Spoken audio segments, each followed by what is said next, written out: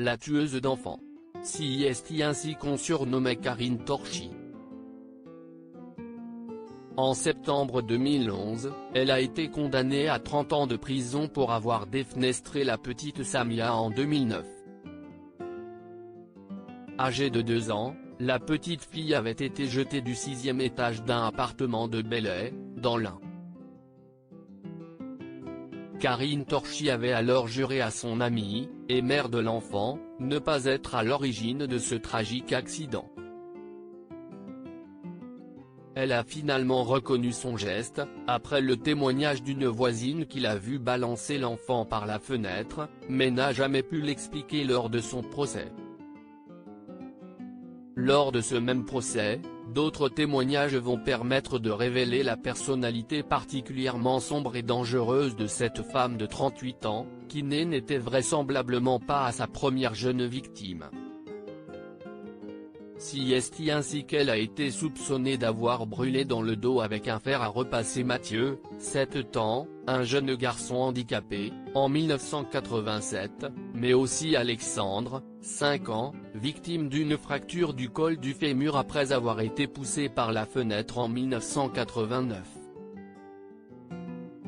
À cette époque, la jeune femme, alors adolescente, était la baby-sitter de l'enfant. Lors du procès, l'avocat général en charge de l'affaire a déclaré que cette femme s'est construite sur la détestation de l'enfant. La Torchi veut être au centre des attentions qu'elle estime n'avoir pas eues, elle tue par jalousie ses enfants qui en ont.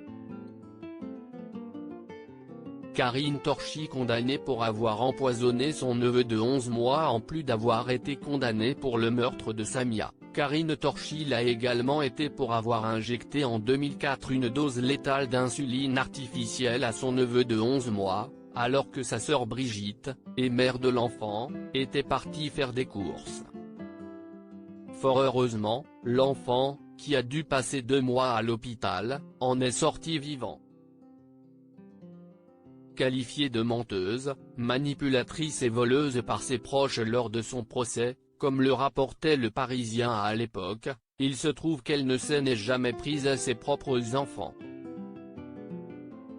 Ce qui ne l'a toutefois pas empêché d'accuser son fils Florian, alors âgé de 5 ans, d'avoir administré l'insuline à son neveu avec son stylo, elle qui souffrait alors de diabète. Loading VJ.